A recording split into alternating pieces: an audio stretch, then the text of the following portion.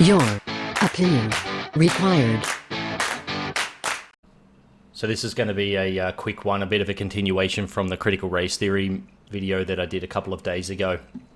So at about the same time that the Loudoun County school had that teacher resign because of imposed opinions and ideologies surrounded by or centered on critical race theory, they've also passed guidelines which relate to transgender students. Now, this is going to be across the board from grade school and high school.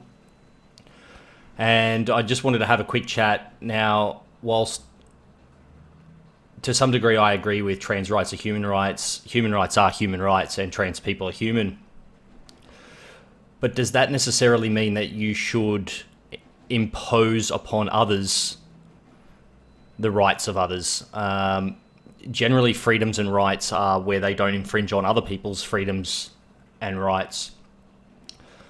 So I'll scroll through this article here.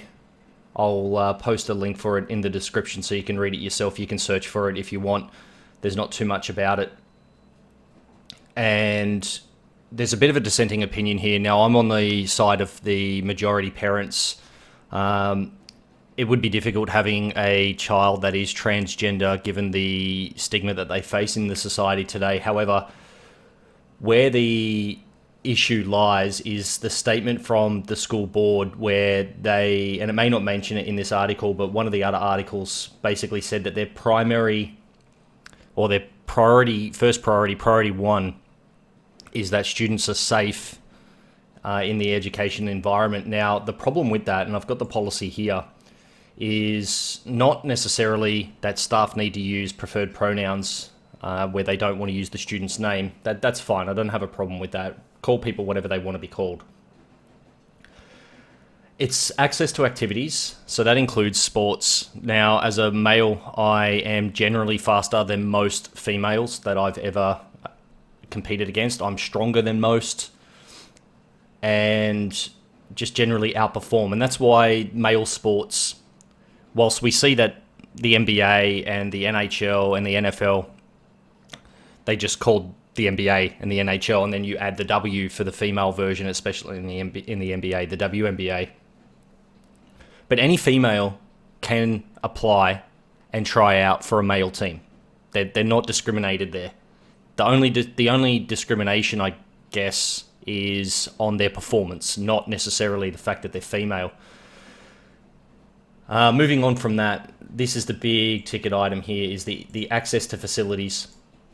So all students are entitled to have access to restrooms and locker rooms that are sanitary, safe, and adequate so that they can comfortably and fully engage in their school programs and activities.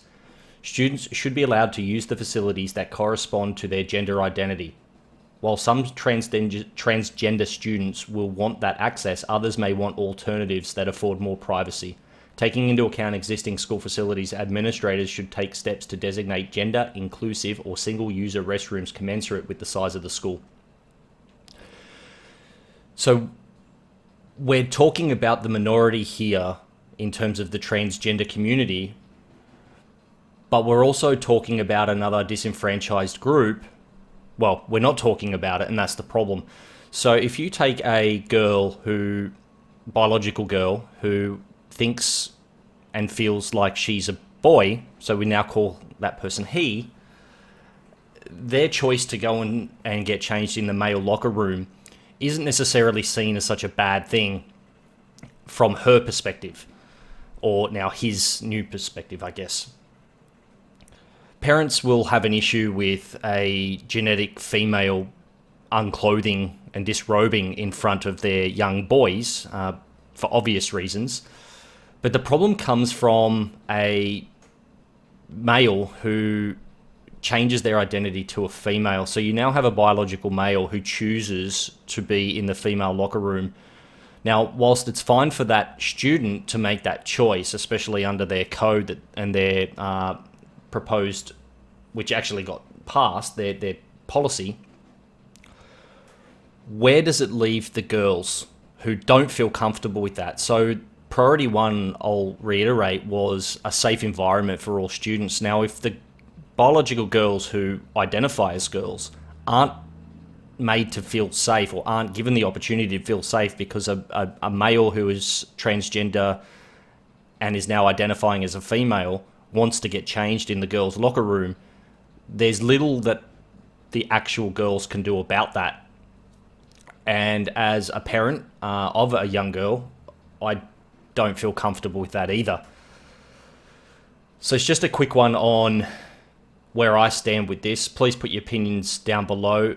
I don't know where this goes, and I don't know how much money they're willing to spend on it. Ultimately, you would want, in this regard, they're talking about a single-use room. Now, there's not going to be too many students that fall into this category, and perhaps they get their own single-use, similar to a disabled facility, where they can get changed. But essentially, they're ostracizing themselves again, even further. But that, I think, is the only remedy. Allowing cross-gendered change rooms without the concern falling to the people who actually use those change rooms is a very dangerous area that they're heading down.